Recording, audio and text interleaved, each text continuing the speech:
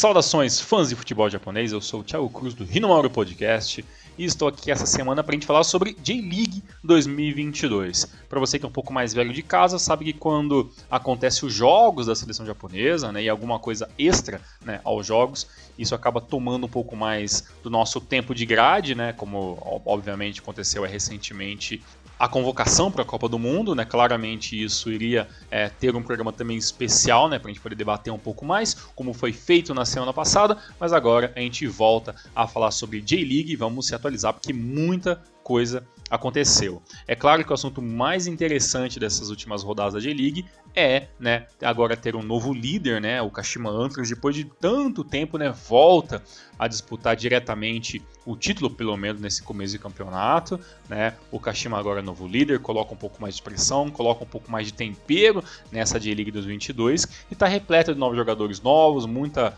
molecada vindo aí das equipes de base, do futebol universitário, então claro que isso para o bem e para o mal, para algumas equipes vai acabar movimentando um pouco aí as coisas, e isso é muito legal. Mas antes disso, vamos voltar um pouquinho no tempo, né? Já que a gente tem que falar lá da rodada número 5 e 6, né? Que foi as semanas que a gente acabou não conseguindo gravar a J-League, que a gente teve os seguintes resultados, né? A rodada aconteceu no dia 18, 19 e 20 do mês de março, com os seguintes resultados. Nagoya Grampus empatou com o Kashiwa Reysol em 1-1. O Cereço Osaka empatou com o Sapporo também pelo placar de 2-2.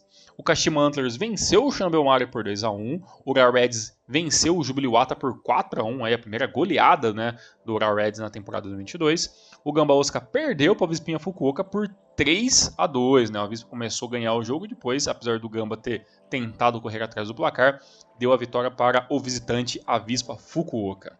A equipe do Frontale foi visitar a equipe do Sanfrecce Hiroshima e venceu pelo placar de 2-0.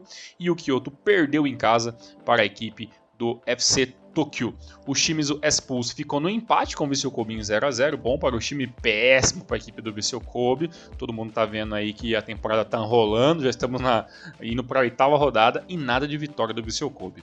E a equipe do Marinos deixou escapar uma boa vitória que poderia ter sido aí contra a equipe do Sagan Tosu.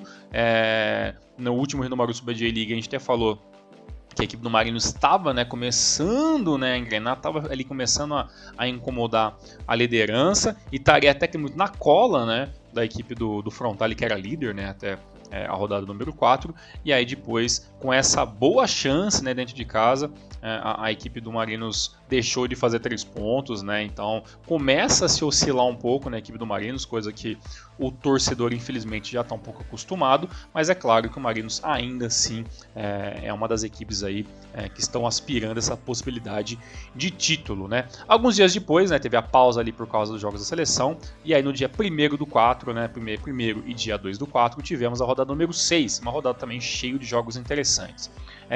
A equipe do Sapporo, com um jogador a menos, conseguiu um empate aí com a equipe do Urawa Reds. O Marinos venceu, né, o FC Tokyo pelo placar 2-1. Né, o FC Tokyo também teve um jogador expulso nessa rodada. O Kashima Antlers venceu por 2-1 a equipe do Shimizu, né, um jogo que acabou o primeiro tempo em 0-0, e os gols saíram apenas no segundo tempo, e o Kashima, né, jogando em casa, foi muito superior, obviamente, neste momento contra a equipe do Shimizu, que está aí, né, sempre cambaleando, ainda não caiu, né, mas a equipe do Shimizu está realmente com resultados muito complicados, né, ainda na temporada. A equipe do Vissel Kobe perdeu para o Kyoto, né, pelo placar de 3-1, né, olha a pancada que a equipe do Vissel Kobe acabou tomando na rodada número 6, o que agravou ainda mais, né, essa colocação ingesta no final da tabela. A equipe do Kashiwa Reysol venceu, né, o Jubilee-Wata por 2-0. Este resultado colocou de vez, né, a equipe do Reysol na parte de cima da tabela, disputando literalmente ali com o Frontale, com o Kashima, né, até na frente da equipe do Marinos, o que é um resultado muito interessante, né? A gente lembra que nos últimos anos a equipe do Kashiwa Reysol teve alguns momentos que acabou aparecendo ali entre os primeiros colocados, né? Depois, claro, teve o ano que teve o rebaixamento e agora a equipe volta para a primeira divisão.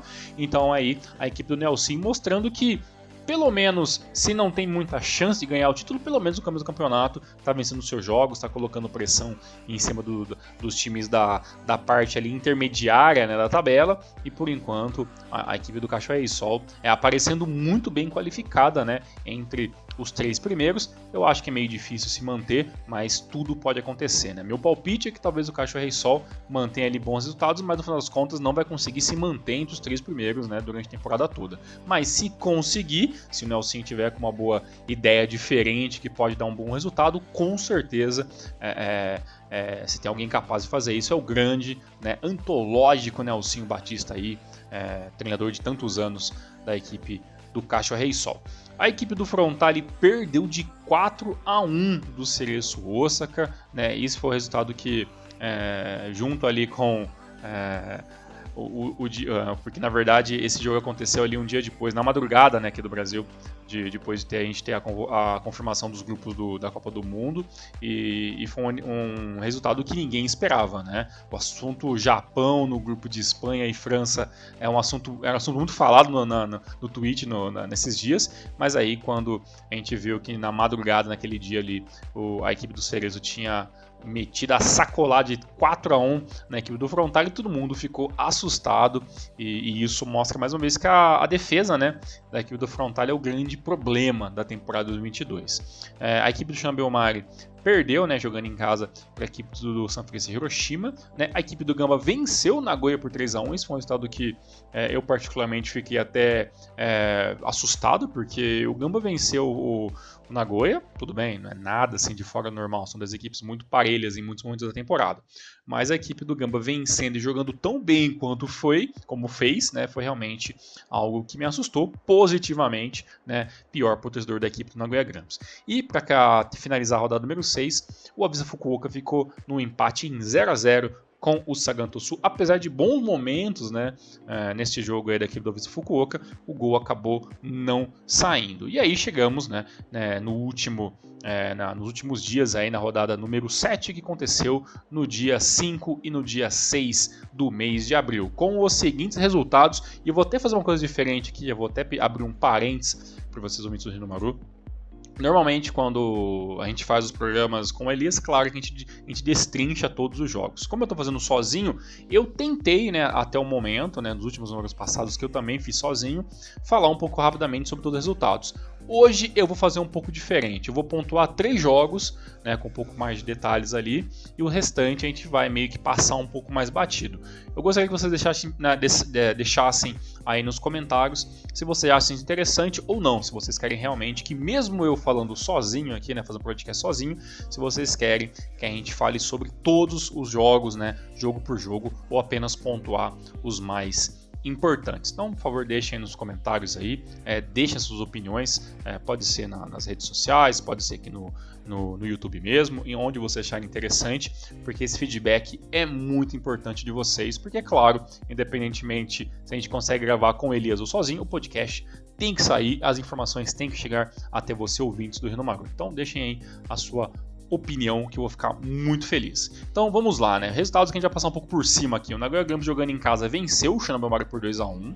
Né? O Shonan acabou o primeiro tempo vencendo por 1-0, no segundo acabou tomando ali a virada, teve um jogador expulso que acabou facilitando e muito a vida do Nagoya Grampus. A equipe do Ura Reds empatou com o Shimizu em 1-1, né? A equipe do Ura Reds teve um jogador expulso também. No primeiro tempo, a equipe do Urawa saiu ganhando pelo placar de 1-0, né? E aí no segundo tempo as coisas acabaram saindo um pouco do controle, né? Ali com a expulsão do Ito, né? Que o Ito tinha tomado um cartão no começo do primeiro tempo, e no começo do segundo acabou tomando o segundo e foi expulso, o que dificultou muito. E aí aos 70 minutos o Valdo fez o gol de empate da equipe do Shimizu S-Pulse. E só para não passar em branco, né, o Ishihara foi o jogador expulso, né, lá no final do jogo da equipe do Shonan Bellmare contra o Nagoya, que eu falei agora há pouco. A equipe do Avisa Fukuoka perdeu para a equipe do Kashima Antlers por 1-0. Este resultado foi aquele que fez com que o Kashima assumisse de vez a liderança do campeonato, e esse jogo foi muito interessante, né? O Avispa conseguiu, claro, nas suas limitações, jogar da melhor maneira possível, teve alguns momentos de pressão, até finalizou corretamente melhor do que a equipe do Kashima, né? A posse de bola também foi muito parelha, foi 51 para o Kashima contra 49. As finalizações corretas, né, foram 5 para a equipe do Visa Fukuoka e 4 para a equipe do Kashima Antlers, mas o que vale no final das contas, né, é bola na rede, né, e apesar do bom primeiro tempo ali que a equipe do Avispa conseguiu segurar bem a equipe do Kashima, no segundo, né, teve ali o excelentíssimo chute, né, de média distância do Edinha, recebeu do Izumi, bateu ali de fora da área e o goleiro do Avispa acabou não conseguindo fazer a defesa. Um verdadeiro golaço aí do Eda aí, que tá pedindo passagem, tá jogando muito bem e pode, claro, né, pintar futuramente aí, quem sabe 2023 na seleção principal, né? O Edinha realmente está jogando muito bem. Esse jogo teve alguns destaques interessantes, né, de ambas as equipes. Gostei muito do Maei e do Sugimoto, né, que acabou sendo substituído no segundo tempo pela equipe do Visa Fukuoka. O Yamagishi também jogou muito bem, tentou ali levar um pouco de pressão para dentro da defesa da equipe do Kashima. E pelo lado do Kashima, né, o Edinha, como eu falei, né, Suzuki um pouquinho menos, né, jogou um pouquinho mais, digamos que na intenção de puxar a marcação, né, de ser aquele cara um pouco mais chato para dentro da zaga ali, acabou tomando um cartão amarelo, mas também o jogo teve uma partida bem interessante. O Arthur, né, e o Higuchi, né, são jogadores que eu achei bem interessante, além, claro, né, do goleiro da equipe do Kashima Antlers, né, o Suntae, que salvou a equipe, né, ali no finalzinho do jogo ali, teve ali uma tentativa de chute, né? A equipe do Visa Fukuoka no final do jogo começou a tentar bater mais, né, de fora da área ali, e teve uma tentativa bem interessante ali do chute de média distância, e no último lance do jogo, né, pela uma finalização, o goleiro do Kashima conseguiu ele fazer uma defesa na linha, né, ele que já tinha defendido uma antes, né, também chute de média distância, e depois no último lance do jogo ele estava um pouquinho ali adiantado, né, veio o chute de fora da área e a equipe conseguiu ali o goleiro conseguiu fazer a defesa praticamente na linha, na finalização do Kanamori, que entrou no lugar do Yamagishi no segundo tempo, né? Essa defesa, além de ser uma das mais bonitas da temporada, já valeu também a vitória para a equipe do Kashima e os 3 pontos que fizeram toda a diferença para a tabela. Outro jogo dessa rodada foi a vitória do Safes Hiroshima em cima do Marinos. O Marinos mais uma vez deixando de vencer, desta vez jogando fora de casa contra o Safes Hiroshima, que era uma equipe que quando joga em casa tende a ser um pouquinho chata quando joga direitinho, né? E essa vez aconteceu isso. O Marinos acabou não tendo grandes chances assim, né? Até porque tomou o gol logo no primeiro tempo ali, né? O gol do Morishima, né? Aos 34, e depois logo no comecinho do segundo tempo, né? O Morishima fez o seu segundo gol, e ali a equipe do Marinos teve que tentar correr atrás do placar, fez as mudanças, entrou o Anderson Lopes, entrou o Hatanaka, Mizunuma, e nada disso acabou funcionando. Final de jogo 2-0. Outro jogo muito interessante dessa rodada foi o empate, né, entre Jubilee-Wata e Kawasaki Frontale, né? Por que eu falo empate, né? Porque teve ali um momento da partida que daria para você imaginar sim que o Júbilo poderia vencer essa partida, né? É uma coisa muito, muito doida de se dizer, eu sei, mas teve um momento realmente que a equipe do Jubilee-Wata, apesar dos números não dizerem isso, se impôs um pouco em cima do Frontale, principalmente quando conseguiu chegar ao gol, né? Os números da partida foram o seguinte, né? A equipe do Frontale teve mais posse de bola, obviamente, né? 56 contra 44, finalizações 9 contra 4 para a equipe do Frontale, né? E tentativas de chute a gol, para vocês verem que foram 22, né, finalizações, a maioria delas para fora, de qualquer maneira, mas ali teve 9 que realmente foram muito perigosas. O que acontece, meus queridos, né? No começo do jogo ali, a equipe do Júbilo se defendeu, né? Claramente passou todo o primeiro tempo se preocupando em não tomar gol, e isso acabou funcionando muito bem, apesar do cartão mega ali pro Ito. No segundo tempo, né, com a entrada dele do Rio Germán, a equipe começou a talvez ali buscar um pouco mais ali a meta adversária, né? Então começou a pressionar um pouco mais a equipe do Frontale, que começou a cansar no segundo tempo, apesar, né, da equipe começar pelo menos pensar um pouco mais o jogo, né? Deu a impressão para mim que o Frontale estava um pouco afobado e conseguiu o gol logo na primeira etapa, o gol não saiu, e no segundo isso deu meio que uma baixada de ânimo, e o cansaço fez com que o Frontale começasse a jogar um pouco mais devagar, né? Tentando trabalhar a bola um pouco mais ali. E aí acabou entrando alguns jogadores que claramente tiram um pouco da velocidade da equipe, né? O Frontale, obviamente, não consegue ter 11 jogadores que jogam todos os jogos, né? Tem que fazer, às vezes, ali essa rodagem desse elenco, tanto que a equipe começou com o Yu Kobayashi, Shinen e o Marcinho na frente, né? Leão Damião, né? E outros jogadores que são o Ienaga, né? Começaram todos no banco e entraram na segunda etapa.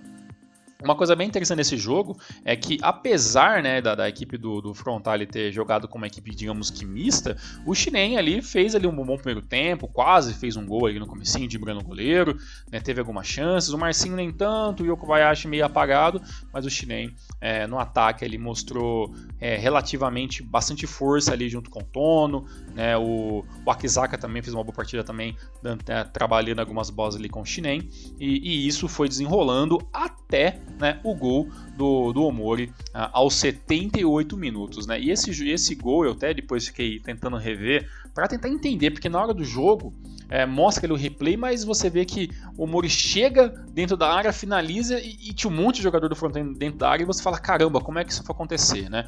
E foi uma jogada que começou ali pela lateral, né? Pela lateral direita ali, e com o Suzuki ele traz a marcação junto com ele, né? Todo mundo vai ali prestando atenção nele para não deixar ele cruzar. O cruzamento sai rasteiro, né? Passa por todo mundo dentro da área e encontra ali o Omori sozinho para finalizar. Nesse lance, né? Eu até vi depois que tinha dois jogadores que não estavam marcando ninguém dentro da área. Um deles era o Shinen, né, que apesar de ser um dos atacantes, né, todo mundo meio que ajuda na defesa em certos momentos da partida, né, e nesse jogo que a pressão começou a ficar um pouquinho maior em cima do Frontale, todo mundo recuou, o Shinen foi um deles que estava ali dentro da área, não marcando ninguém, mas fazendo ali meio que uma movimentação a mais, né, dificultando mais a visão da marcação, e o Sasaki, né, um dos jogadores que entrou aí na equipe do Frontale nessa temporada, né, ele que vem do futebol universitário,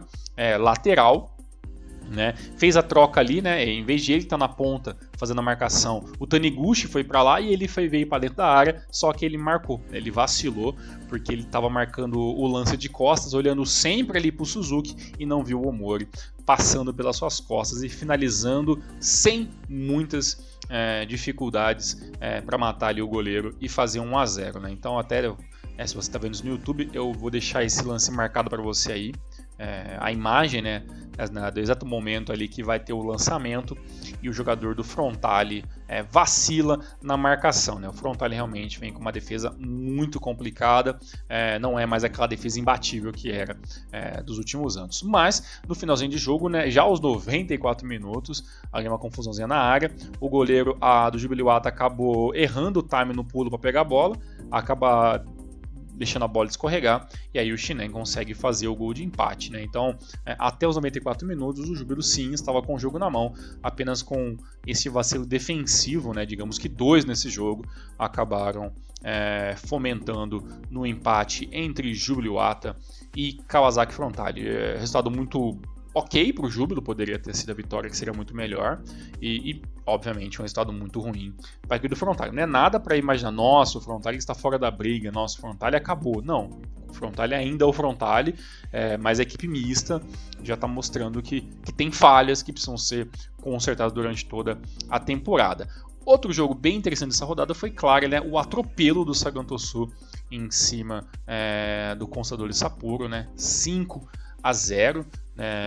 Não é muito normal a gente ver resultados assim quando é o Sagan Tosu, e apesar que tudo que a gente viu na temporada passada, né, dos últimos anos do Sagan Tosu, toda a dificuldade que né, a equipe se manter na primeira divisão em alguns momentos, mas no jogo de hoje sobrou, né, o Sagan, que na temporada passada até chegou a dar uma beliscada ali entre os primeiros colocados, como por exemplo é o Rei Sol hoje.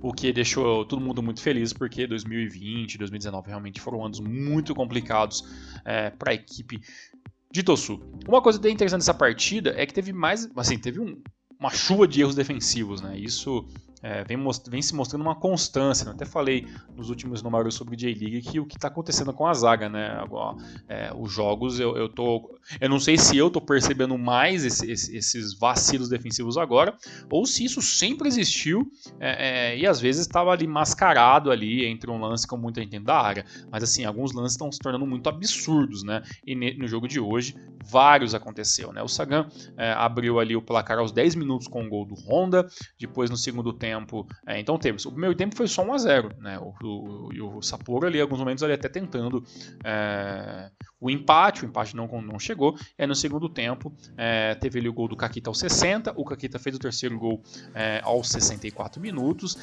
A equipe do Sapporo mudou praticamente metade do time nessa parada, trocou 4 jogadores, entrou até o Gabriel Xavier, Okamura, Douglas, entre outros, e nada funciona. O jogo estava 3-0, né? Aos 34 minutos saiu o gol do Sakano aos 34 minutos, e ainda, né, teve ali o gol do Fujita, né? O belíssimo gol de falta ali do Fujita aos 87 minutos, nos apagar das luzes do jogo. E me chamou muita atenção o quarto gol, né? O quarto gol ali da equipe do Sagan, que vem uma bola que vem ali pela lateral, mais um lance que começa na lateral, né? O Ono vinha com a bola, ele faz o cruzamento pro Sakano dentro da área e não tinha ninguém, né? Até tinha um marcador no lance, mas o marcador não foi atrás da bola, né? Então aquele lançamento que é clássico, né? O lançamento vai vir de média altura, né? Tem 3 jogadores do Sagan dentro da área e tem cada marcador no seu, tudo certinho. Até então você, poxa, esse lance só vai virar gol se o atacante dá uma pressionada e derrubar o cara, se o lance vem muito alto e o cara pegar num tempo um pouco mais atrasado e o zagueiro errar no bote e tal. Mas o que acontece é que praticamente o atacante, o defensor não fica na bola,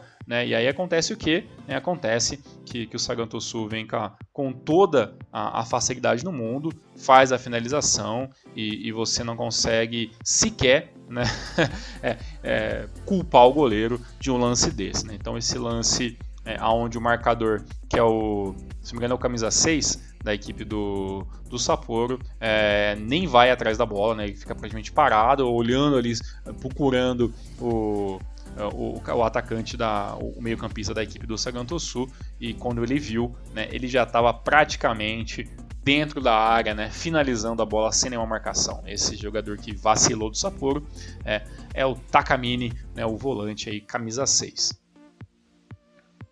E mais um jogo que a gente vai destrinchar um pouco mais aqui no número de hoje foi a derrota, né, do Vissel Kobe para a equipe do UFC Tóquio.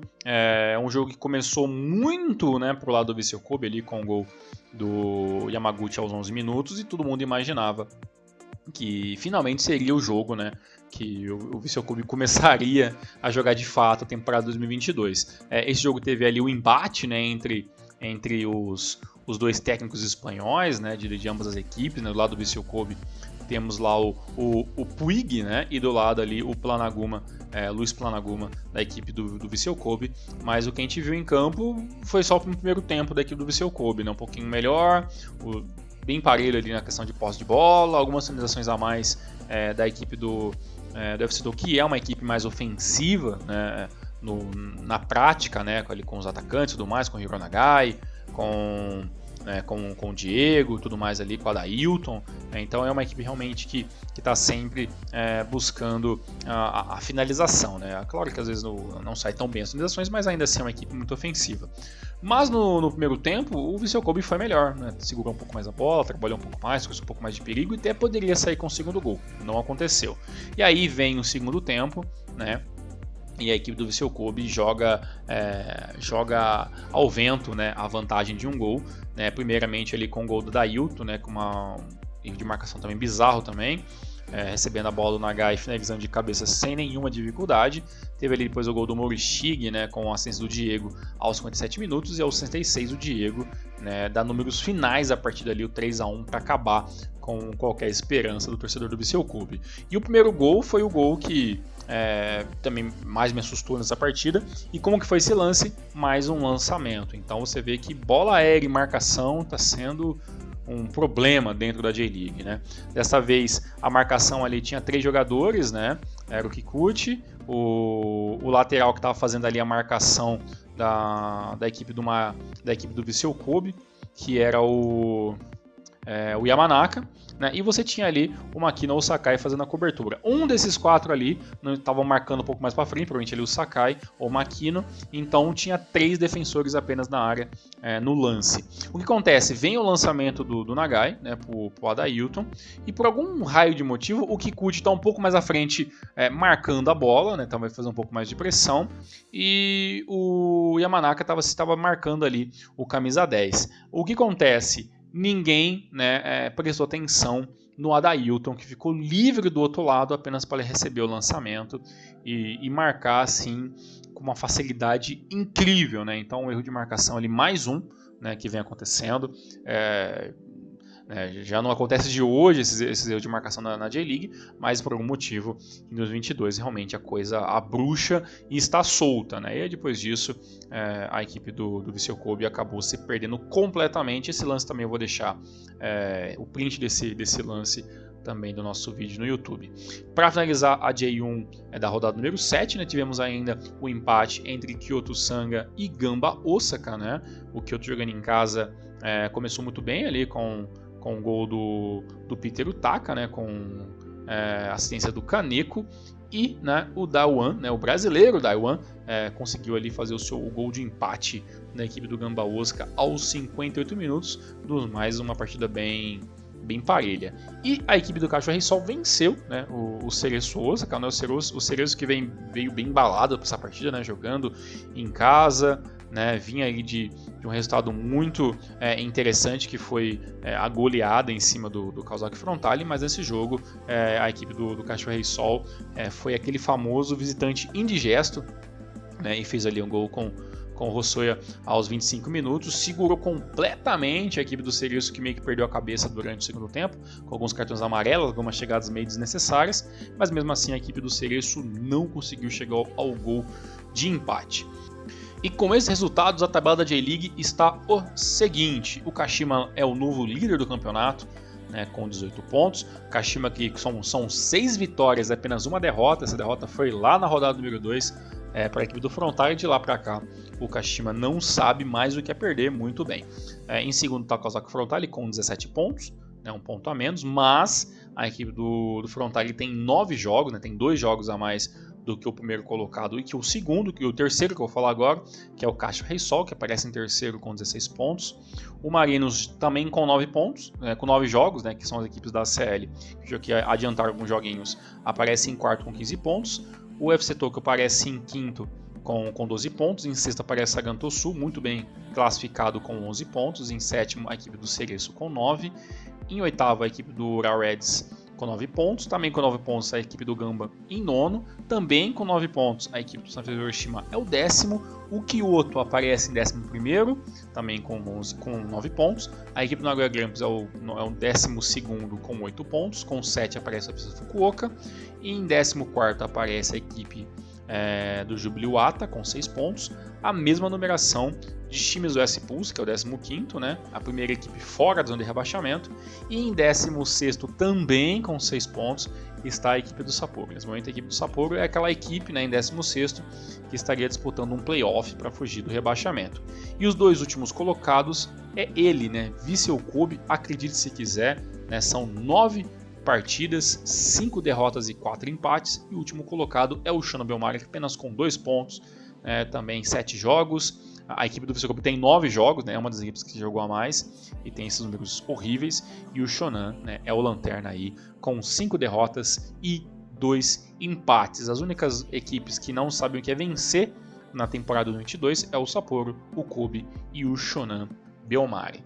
Na J2, né, também as rodadas continuaram, né? Não teve também muita pausa, e a gente vai falar rapidamente aqui sobre a rodada número 8, que teve também muita coisa acontecendo também. Teve até ali jogo que pode ser anulado, tá realmente uma grande confusão a J2 2022. Os resultados foram os seguintes: jogos aconteceram todos no dia 3 do 4. A equipe do Verde venceu o Oita por 1-0. A equipe do VJ Sendai visitou a equipe do Kofu e venceu por 3-2. A equipe do Kusatsu venceu o Mito Hollyhock por 2-1. O Matida ficou no empate com o Jeff em 1-1. O Renouf Yamaguchi venceu o Omiya Ardidia por 1-0. O Totig perdeu para o Kanazawa por 2-0. A equipe do Tokushima ficou no empate com o Vivari Nagasaki em 0-0. Né? O Yokohama FC venceu por 3-1 a equipe do Ryukyu. O Blaubeitz Akita venceu o Gulam Morioka por 3-1. E o Ross Kumamoto, a equipe do Elias Fallers, perdeu em casa, né, jogando contra a equipe do Albirex Niigata, né, placar aí de 2-1. E aí o jogo que mais deu a confusão foi ali a vitória, né, do Fagiano Okayama em cima do Montedio Yamagata, placar de 1-0. Por que esse jogo foi complicado, caso você não ficou sabendo? No comecinho do jogo ali, aos 11 minutos, teve ali um lance meio perigoso, onde a equipe do Montedio estava tocando a bola ali perto da sua área, né? A jogada saiu um pouco errada, e para a equipe do Fagiano Okayama não pegar a bola e não finalizar contra, né, a meta ali do Yamagata, o defensor acabou tocando a bola para o goleiro, só que esse toque foi muito forte, né, aquele clássico toque forte no recuo para o goleiro, e o goleiro Goto teve que se jogar na bola para defender e evitar que o gol que tivesse acontecido o gol contra. Bem, o que aconteceu? Né, como o goleiro acabou pegando a bola do recuo de um jogador da sua própria equipe, teve ali o lance indireto, né, a falta indireta dentro da área, e o goleiro do Montedio foi expulso. Né?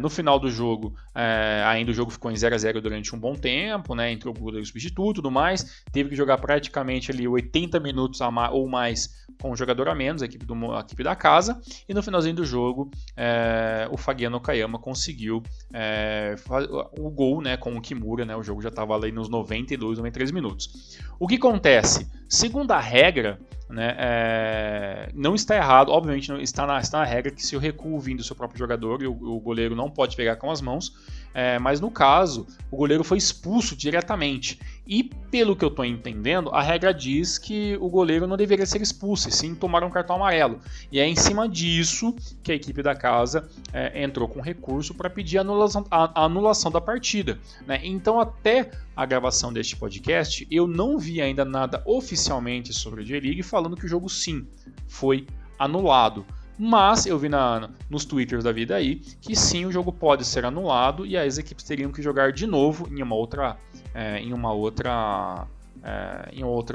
possibilidade, algum buraco ali dentro do calendário da J2.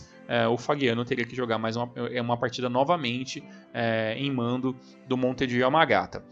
Pois bem, na minha opinião, é o que é mais justo, né? Se realmente a regra estava errada e o goleiro não deveria ser expulso, você ali fazer um jogo de 80 minutos, ou de realmente começar do zero, anular e começar do zero, acho que seria bem interessante. Até o momento, né, eu ainda não vi isso oficialmente, mas obviamente, se confirmar essa anulação pela J-League, a gente vai colocar também nas nossas redes sociais. Mas independentemente de qualquer coisa, como está a classificação, né, na J2 neste momento?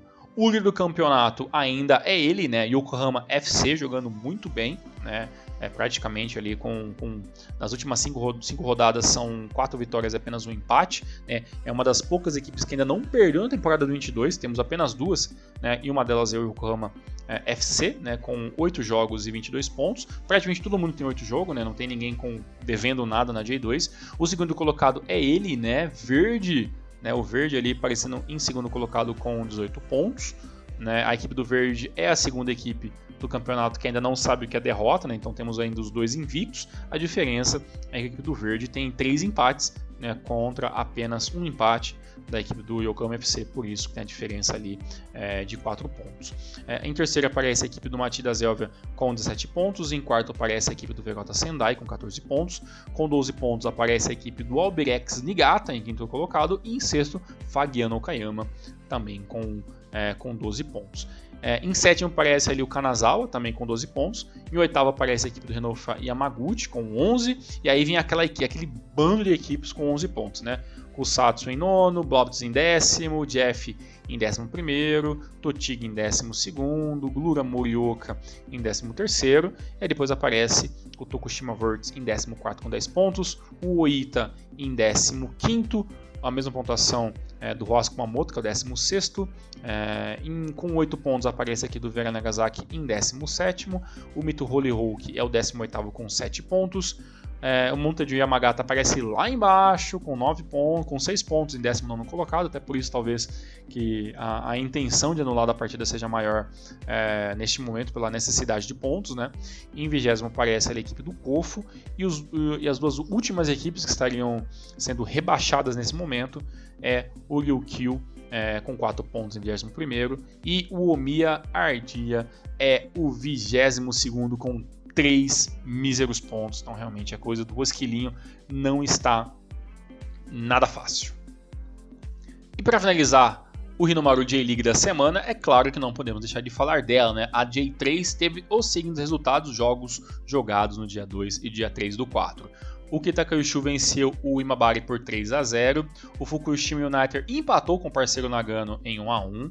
O Iwaki FC empatou com o Toyama pelo placar de 1-1. O Sagamihara tomou 4-1 né, do Matsumoto Yamaga. O Tegevara Miyazaki empatou com o Kagoshima United em 1-1. O Fujieda venceu o Kamata Mare Sanuki por 1-0. E o Yokohama perdeu para o Uehime pelo placar de 1-0. Né? Neste momento, após 4 rodadas, a tabelinha da J3 está o seguinte. Primeiro ainda é o Fukushima United com 10 pontos. Em segundo já aparece ele, incrivelmente um bom começo ali de temporada para o Matsumoto Yamaga. Aparece em segundo com 9 pontos. E aí tem 3 equipes juntas com 8 pontos em terceiro até quinto, que é o Nagano Parceiro, o Kagoshima United e o Iwaki FC. Incrível o começo da temporada da equipe do Iwaki FC. Em sexto aparece a equipe do Fujita com 7 pontos, o Kitakyushu aparece em sétimo também com 7 pontos, o Sagamihara é o oitavo com 6, o Miyazaki aparece em nono com 5, o Gifu aparece em décimo com 4 pontos, o Toyama aparece em 11º com 4 pontos, em 12º o Imabari também 4 pontos, em 13º o Kamata Amaretto com 3 pontos, com 3 pontos também aparece ali o Van Haure Hachinori, o Ehime em 15º e em 16º o Azul Claro no Mazu, em 17º aparece o Okamiya e em último o Gainari Totori, com apenas um pontinho junto com o Yokohama. São duas equipes que ainda não sabem o que é vencer na temporada. É claro que também tem algumas equipes que não jogaram, tem aqueles esqueminhas de alguns jogos terem sido atrasados por alguns motivos ali de tempo e tudo mais, e tudo isso depois vai ser colocado em ordem nas próximas semanas. Neste final de semana, temos rodada J1, com jogos aí no sábado e no domingo, então temos a rodada ali no dia 9, na madrugada ali de sexta para sábado, e na madrugada de sábado para domingo temos o restante da rodada. Alguns jogos ali tem uns horários muito bons, como por exemplo Shimizu e Gamba Osaka, no dia 10, a 1h da manhã. Às 2h da manhã também no dia 10 temos Vissel Kobe e Cereço, jogo bem interessante para se ver. FC Tokyo e Urawa Reds também às 2h da manhã. Também temos o Avispinha contra o Santos Hiroshima também às 2h da manhã. Às 3 tem o jogo do Jubilee-Wata contra o Shonan. O jogo do líder, que é o Kashima Antlers, acontece no dia 10 às 3h da manhã. E se você quiser ver o jogo do Frontale, tem um belíssimo jogo no sábado para abrir a rodada ali, que é entre Frontale e Kashiwa Reysol. Esse jogo vai ser no horário das 7h da manhã, além também de Kyoto e Sagan Tosu, que jogam no domingo. Então assim, temos muitos jogos, dê uma olhadinha ali em quais são as suas partidas favoritas, dê uma olhadinha também nos jogos que vai passar na plataforma OneFootball, com o aplicativo que vocês podem baixar de graça para assistir alguns jogos da J-League e se divirtam. No demais, voltamos na próxima semana. Muito obrigado ali por todos os comentários nos últimos vídeos, para você que chegou até aqui ouvindo o Hinomaru Podcast. Se você não é inscrito do canal, deixa o seu like, se inscreve. Se você já é aquele ouvinte antigo, por favor, deixa o seu like, deixa ali seu comentário, siga a gente nas redes sociais e tamo junto e até a próxima semana. Forte abraço, valeu!